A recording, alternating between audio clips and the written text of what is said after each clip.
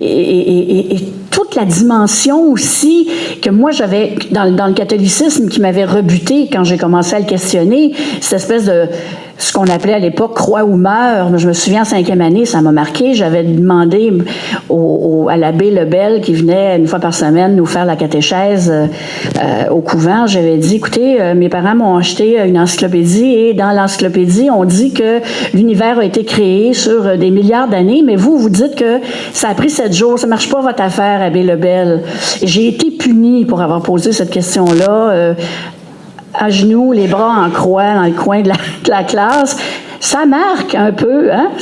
Bon, c'est plus comme ça aujourd'hui. Je le sais que c'est plus comme ça. Mais c'était comme ça à l'époque. Alors, pour moi, dans ma tête, c'est vrai qu'il y a quelque chose qui a été implanté, croix ou meurt. Et là, je suis arrivée dans une tradition spirituelle où c'est le questionnement et la remise en question qui est mise de l'avant. D'ailleurs, dans mes cours de conversion, parce qu'il faut étudier, le rabbin me disait toujours, vous autres les catholiques, c'est tellement facile de vous reconnaître, vous posez jamais de questions, vous prenez tout ce qu'on vous dit dans le gros, puis vous êtes bien content avec ça. Et il me disait, je vais te donner des meilleures notes quand tu vas me challenger plus. Arrête de prendre tout ce que je te dis pour du cash.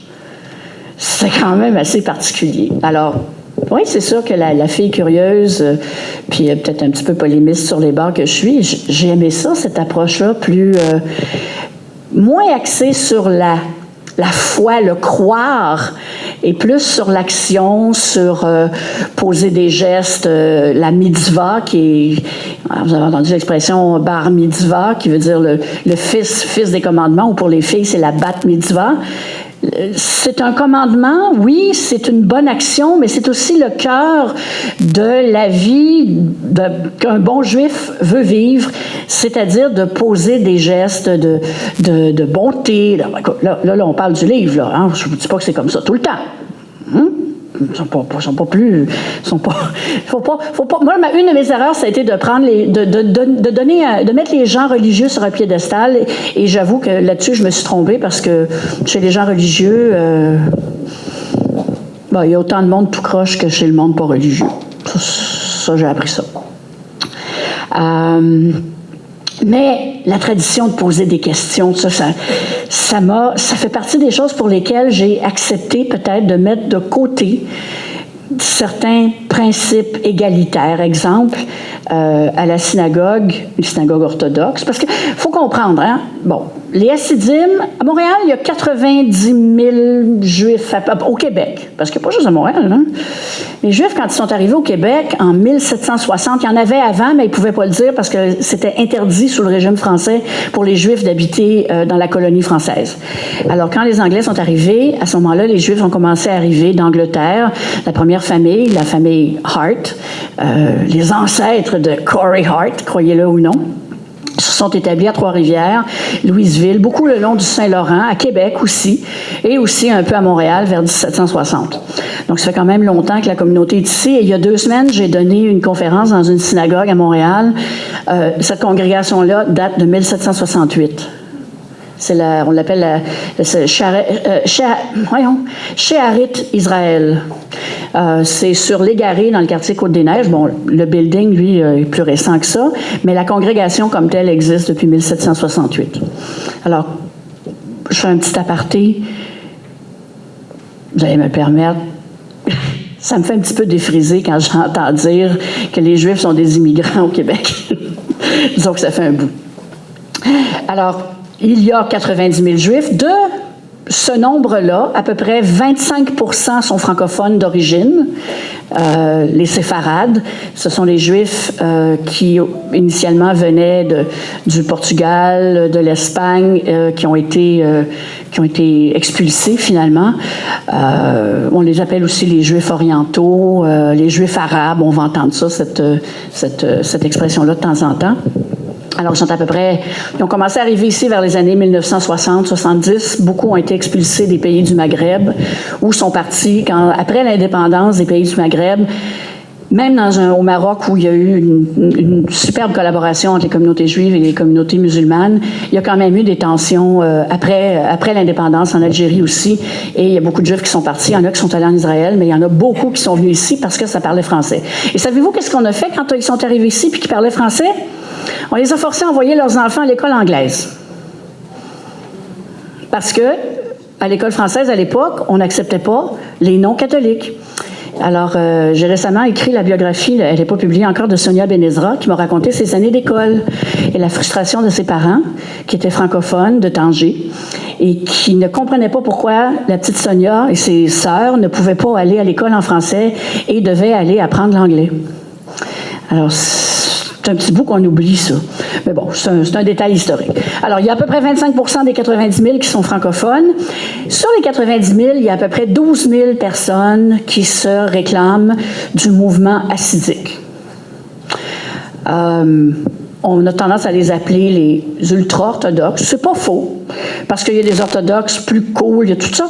Dans le judaïsme, là, il y a tout. Hein? La plus grosse synagogue à Montréal est située sur la rue Sherbrooke à Westmount, le temple Emmanuel Beth Shalom.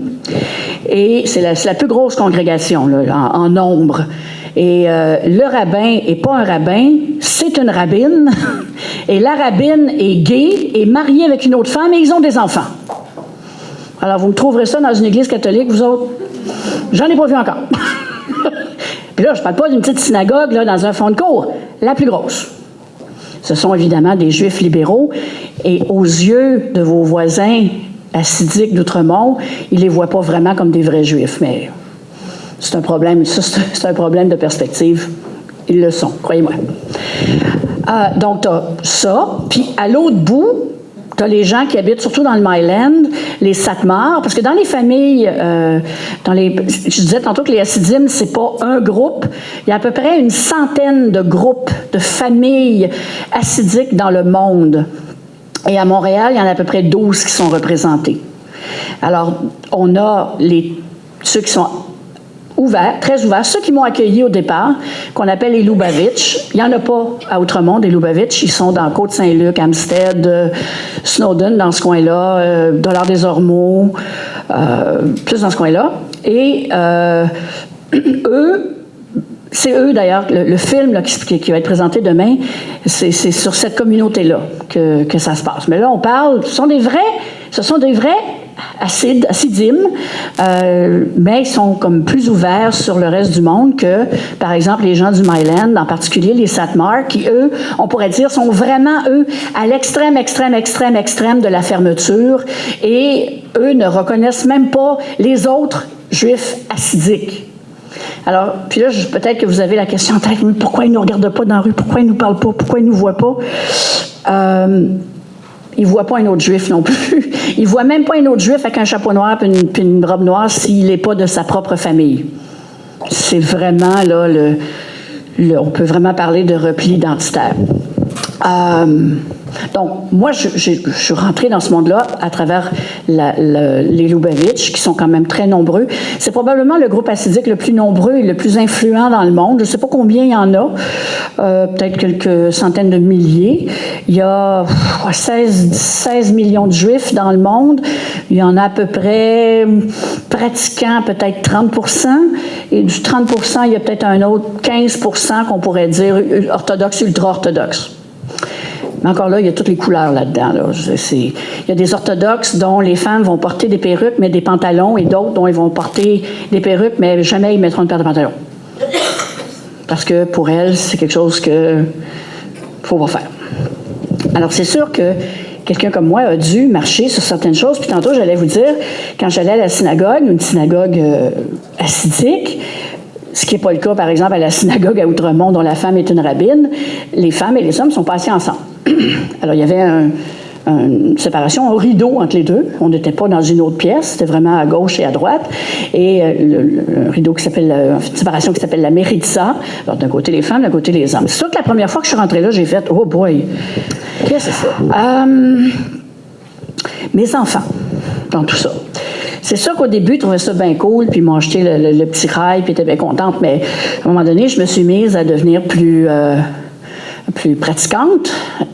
Et quand on pratique, c'est on respecte de plus en plus les 613 lois, dont les fameuses lois du sabbat. Vous savez, on ne peut pas conduire une auto, allumer la lumière, découper un morceau de papier de toilette. On ne peut pas faire aucun acte qui représente la création, dans le sens de créer un nouvel état. Alors, si je déchire le papier de toilette, ça peut avoir l'air anodin, mais je crée un morceau séparé. Alors, qu'est-ce que Dieu a fait au 7e jour?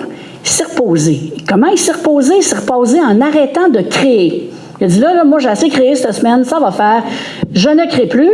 Et les lois du sabbat sont basées sur de ne pas poser de gestes qui amènent à créer quelque chose qui n'existait pas avant.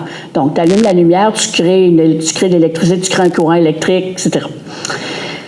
C'est sûr que chez les ultra-orthodoxes, on respecte ça. Puis là, tu as toutes sortes de gradations. Il y en a qui découpent le papier de toilette, mais qui ne conduisent pas. Puis je vous jure, hein? Vous connaissez la blague?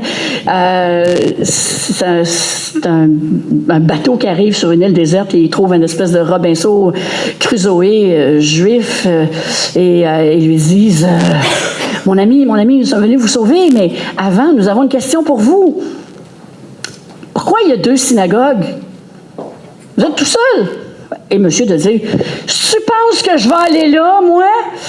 Autrement dit, les débats à l'intérieur de la communauté sont constants sur la bonne ou la mauvaise façon de faire ceci ou cela, et il y a de quoi s'argumenter pendant longtemps. Donc, où c'est que j'en étais, non? Ah oui. Non, je ne me souviens plus. Hein? Comment ça finit? Oui, c'est ça. Alors, comment ça finit? Ben, ça finit que,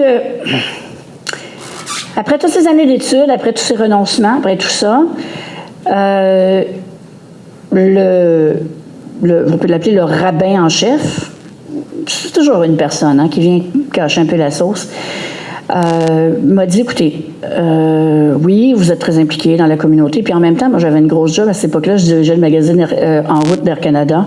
J'étais toujours en voyage, je me promenais avec mes cannes de saumon, mes cannes de thon pour manger cachère. En tout cas, lisez le livre, vous allez voir, des fois, c'est assez loufoque. Mais, ils m'ont dit, le problème, c'est que vous vivez avec vos enfants. Je dis, ben oui, c'est un peu normal, genre, tu sais. Ouais, mais qu'est-ce que vous allez faire le jour où vos enfants vont vouloir célébrer Noël?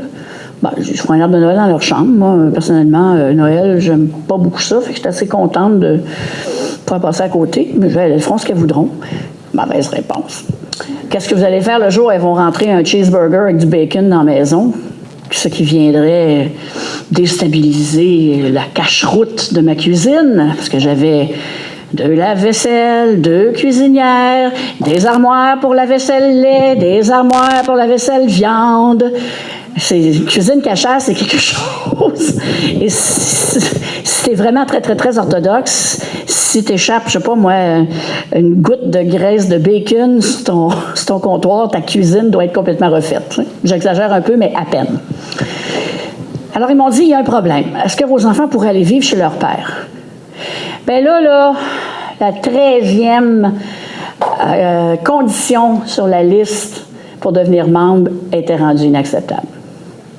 Et je me suis levée, je suis partie.